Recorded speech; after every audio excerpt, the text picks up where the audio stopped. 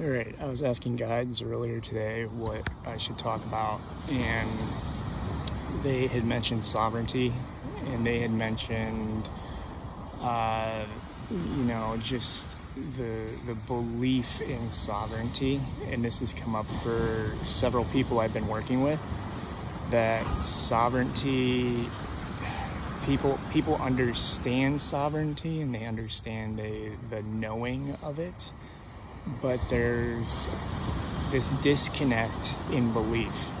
So to truly be sovereign, and what I mean is when you're working with galactics, faeries, interdimensionals, extra-dimensionals, whatever they are, whatever you're working with, dragons, all kinds of stuff, you have to truly understand your sovereignty, because benevolent beings understand sovereignty. Benevolent beings will not push you. They will not harm you. If you ask them to leave, they will leave. If you ask them to explain themselves, they will explain themselves fully in the truth, and that sort of thing. But if you do not fully embrace sovereignty and fully believe that you are sovereign, that's the key. Believe. You have to know it, feel it, and believe it. All three. And a lot of people don't believe it, and a lot of people, when they don't believe it, they don't feel it. So belief is the biggest thing there. And feeling, because you can feel it, but if you feel it, you generally believe it, right? If you don't believe it, you're not going to feel it. You're not going to ever feel like you are something. So you have to believe it first, and truly, truly believe that you are sovereign, that you are energetically sovereign, that nothing can touch you unless you say it can touch you, type of thing. This is part of the rules of the universe, part of the laws of the universe. Now, there are a couple different things. One, a lot of people, when they wake up and realize other beings around, they're going through lessons. They're going through contracts. Soul contracts are a big thing with this type of work, where when people wake up, they have soul contracts to deal with different beings. I've had clients come to me where they've had soul contracts with galactics that were not of the highest good. They've had soul contracts with other beings that were not of the highest good. And soul contracts with humans. You have soul contracts with humans in your day-to-day life that, as you know, if you're waking from traumatic abuse and stuff, it's not necessarily the greatest thing that you wanted to experience. But it's a lesson, it's a way of strengthening, it's a way of learning. And you have the ability, because you are sovereign, to exit those contracts, to renegotiate those contracts, to walk away from them, that sort of thing. Being sovereign is very important. Understanding that there are tools to help you feel that way, that there are tools out there, sound frequencies, salt baths, meditations, sunlight, food. Food is a big thing in our society that keeps people lower vibrational. Your sovereignty is kind of, in effect, related to your vibration, the state of your vibration. Because if you say, I'm sovereign, but then you go and you eat stuff that's going to weaken your vibration, you're saying, you're choosing to weaken your vibration. You're choosing to do those things and to let things come through, whether it's through toxic relationships, low vibrational food, unhealthy diet, lack of exercise,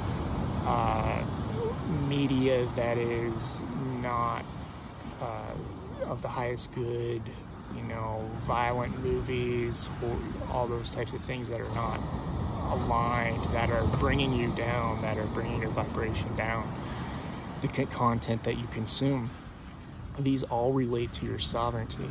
Sovereignty is not just about believing, feeling, and knowing. It's also your choice. You can know that you're a sovereign being, and you can believe that you're a sovereign being, and not feel like it, because you're making choices.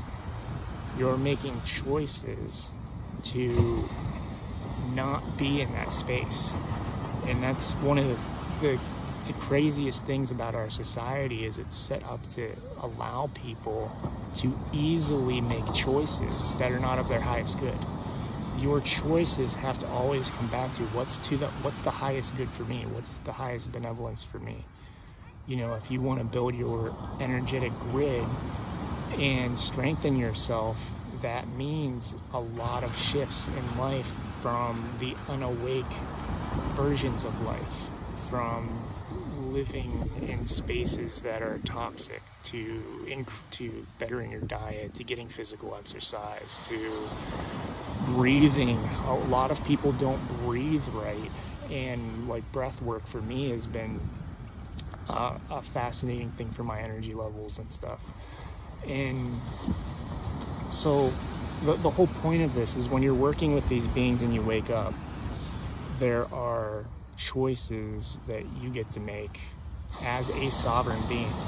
But when we say we're sovereign, a lot of people think, well, I'm sovereign, why are things, you know, taking me at night? Why are they messing with me? Why are they attached to me? Why are, you know, galactics taking me and experimenting on me or doing different things?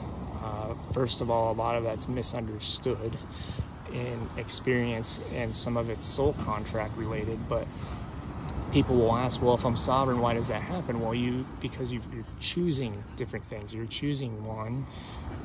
If you have a soul contract, you made that soul contract prior to this life probably. And so you need to decide if you want to continue with it, break it, or renegotiate it. And two, if you're aware of it and you're continuing to make choices that allow those other beings to affect you, then that's your sovereignty. That's your choice. That's your choice. Now, it can be difficult to break those patterns. It can be difficult to shift your life for the better. But that's what I teach. I teach sovereignty tools. And the idea is that everybody is sovereign, but you have to make the choice. You have to make the choices day in and day out. You have to choose to eat healthy. For example, you have to choose, for me, diet's a big thing for me. I have to choose to eat fruit and not the breakfast cereals and the, you know, sugary donuts and other things that I used to eat. Not all of the junk food. I have to choose to eat fruit to keep my vibration high. And when I did that, when I started eating healthier, I realized my energetic strength went through the roof. Like, nothing can touch you when you're not loading your body with negative stuff. So it's a shift. It's a giant shift. And it's something, when you wake, it can be very difficult. But know that, one, you are a sovereign being, and it all comes down to your choices. It all comes down to your choices, the tools you use, the daily habits you take, the mindset you have is a big thing. Mindset, you know, do you truly believe it? You might know it, but do you truly believe it? And if you don't believe it, that's going to create openings for things. So when you're doing the work and you're starting to connect with these other beings and wanting to connect, ask yourself before you start doing that, are you truly at your energetic strong, you know, in this space of energetic strength? Do you know that you're strong? Do you know that you're sovereign? Do you know that you have the capacity to say no to beings, to ask them questions, to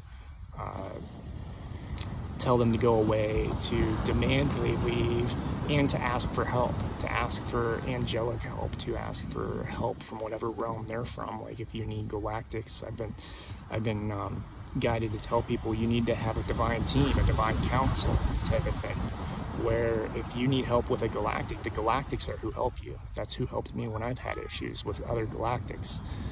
So you have help, you have a team, but understand and know that you are sovereign, and it's all about your choices. So once you know you have a choice, that's when you have to start choosing what's best for you.